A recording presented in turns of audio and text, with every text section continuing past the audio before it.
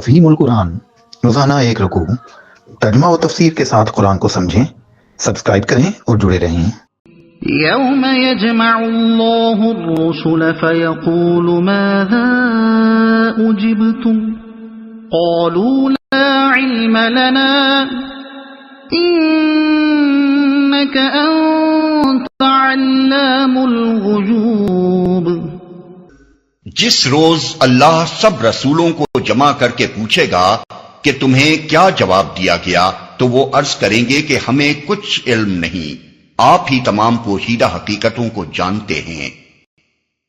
جس روز مراد ہے قیامت کا دن۔ تمہیں کیا جواب دیا گیا؟ یعنی اسلام کی طرف جو دعوت تم نے دنیا کو دی تھی اس کا کیا جواب دنیا نے تمہیں دیا؟ وہ عرض کریں گے ہمیں کچھ علم نہیں۔ یعنی ہم تو صرف اس محدود ظاہری جواب کو جانتے ہیں جو ہمیں اپنی زندگی میں ملتا ہوا محسوس ہوا، باقی رہا یہ کہ فی الحقیقت ہماری دعوت کا رد عمل کہاں کس صورت میں کتنا ہوا تو اس کا صحیح علم آپ کے سوا کسی کو نہیں ہو سکتا۔ اذ قال اللہ یا عیسی ابن مریم اذکر نعمتی علیک وعلی والدتک اذ ایدتک بروح القدس تکلم الناس فی المہد وکہلا وَإِذْ عَلَّمْتُكَ الْكِتَابَ وَالْحِكْمَةَ وَالتَّوْرَاةَ وَالْإِنْجِيلَ وَإِذْ تَخْلُقُ مِنَ الطِّينِ كَهَيْئَةِ الطَّيْرِ بِإِذْنِي فَتَنفُخُ فِيهَا فَتَكُونُ طَيْرًا بِإِذْنِي وَتُبْرِئُ الْأَكْمَهَ وَالْأَبْرَصَ بِإِذْنِي وَإِذْ تخرج الموتى بإذني وإذ كففت بني إسرائيل عنك إذ جئتهم بالبينات فقال الذين كفروا منهم إن هذا إلا سحر مبين۔ پھر تصور کرو اس موقع کا جب اللہ فرمائے گا کہ اے مریم کے بیٹے عیسیٰ، یاد کر میری اس نعمت کو جو میں نے تجھے اور تیری ماں کو عطا کی تھی۔ میں نے روح پاک سے تیری مدد کی، تو گہوارے میں لوگوں سے بات کرتا تھا اور بڑی عمر کو پہنچ کر بھی۔ میں نے تجھ کو کتاب اور حکمت اور تورات اور انجیل کی تعلیم دی۔ تو میرے حکم سے مٹی کا پتلا پرندے کی شکل کا بناتا اور اس میں پھونکتا تھا اور وہ میرے حکم سے پرندہ بن جاتا تھا۔ تو مادرزاد اندھے اور کوڑی کو میرے حکم سے اچھا کرتا تھا۔ تو مردوں کو میرے حکم سے نکالتا تھا۔ پھر جب تو بنی اسرائیل کے پاس صریح نشانی لے کر پہنچا اور جو لوگ ان میں سے منکر حق تھے انہوں نے کہا کہ یہ نشانیاں جادوگری کے سوا اور کچھ نہیں ہیں، تو میں نے ہی تجھے ان سے بچایا۔ پھر تصور کرو اس موقع کا جب اللہ فرمائے گا۔ ابتدا سوال تمام رسولوں سے بحثیت مجموعی ہوگا، پھر ایک رسول سے الگ شہادت دی جائے گی، جیسا کہ قرآن مجید میں متعدد مقامات پر بتصریح ارشاد ہوا ہے۔ اس سلسلے میں حضرت عیسیٰ علیہ السلام سے جو سوال کیا جائے گا وہ یہاں بطور خاص نقل کیا جا رہا ہے۔ تو مردوں کو میرے حکم سے نکالتا تھا، یعنی حالت موت سے نکال کر زندگی کی حالت میں لاتا تھا۔ وَإِذْ أَوْحَيْتُ إِلَى الْحَوَارِيِّينَ أَنْ آمِنُوا بِي وَبِرَسُولِي قَالُوا آمَنَّا وَاشْهَدْ بِأَنَّنَا مُسْلِمُونَ۔ اور جب میں نے حواریوں کو اشارہ کیا کہ مجھ پر میرے رسول پر ایمان لاؤ، تب انہوں نے کہا کہ ہم ایمان لائے اور گواہ رہو کہ ہم مسلم ہیں۔ یعنی حواریوں کا تجھ پر ایمان لانا بھی ہمارے فضل اور توفیق کا نتیجہ تھا، ورنہ تجھ میں تو اتنی طاقت بھی نہ تھی کہ اس جھٹلانے والی آبادی میں ایک ہی تصدیق کرنے والا اپنے بلبوتے پر پیدا کر لیتا۔ ضمناً یہاں یہ بھی بتا دیا کہ حواریوں کا اصل دین اسلام تھا نہ کہ عیسائیت۔ اذ قال الحواريون يا عيسى ابن مريم هل يستطيع ربك ان ينزل علينا مائدة من السماء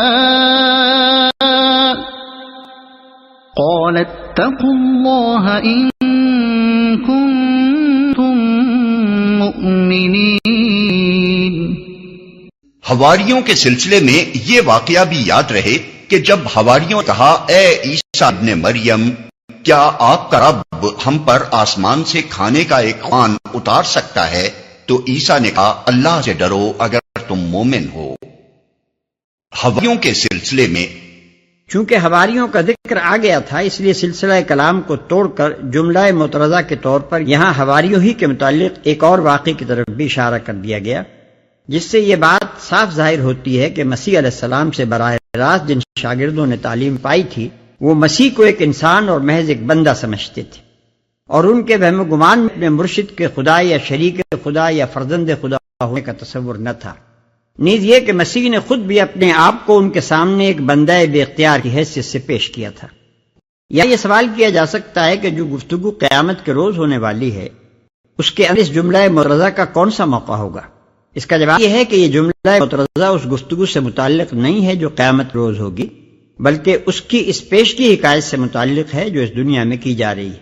قیامت کی اس ہونے والی گفتگو کا ذکر یہاں کیا ہی اس لیے جا رہا ہے کہ موجودہ زندگی میں عیسائیوں کو اس سے سبق ملے اور وہ راہ راست پر آئیں.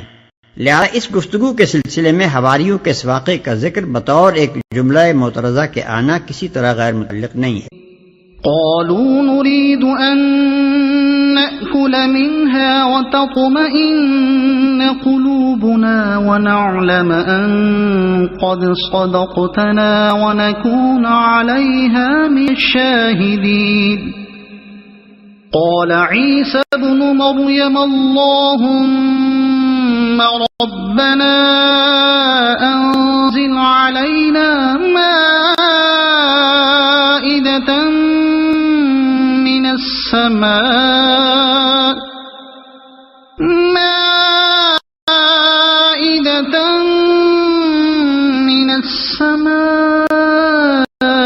تكون لنا عيدا لأولنا وآخرنا وآية منك وارزقنا وأنت خير الرازقين. انہوں نے کہا ہم بس یہ چاہتے ہیں کہ اس خوان سے کھانا کھائیں اور ہمارے دل مطمئن ہوں اور ہمیں معلوم ہو جائے کہ آپ نے جو کچھ ہم سے کہا ہے وہ سچ ہے اور ہم پر گواہ ہوں. اس پر عیسیٰ ابن مریم نے دعا کی خدایا ہمارے رب ہم پر آسمان سے ایک خوان نازل کر جو ہمارے لیے اور ہمارے اگلوں پچھلوں کے لیے خوشی کا موقع قرار پائے اور تیری طرف سے ایک نشانی ہو. ہم کو رزق دے اور تو بہترین رازق ہے. قال الله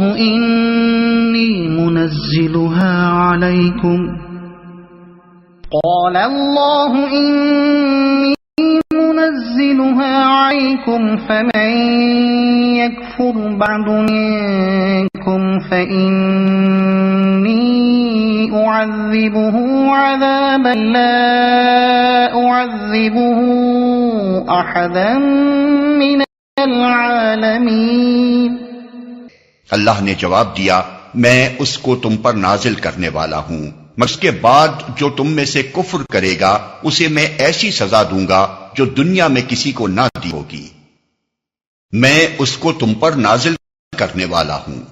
قرآن اس باب میں خاموش ہے کہ یہ خوان فی الواقع اتارا گیا یا نہیں. دوسرے کسی معتبر ذریعے سے بھی اس سوال کا جواب نہیں ملتا.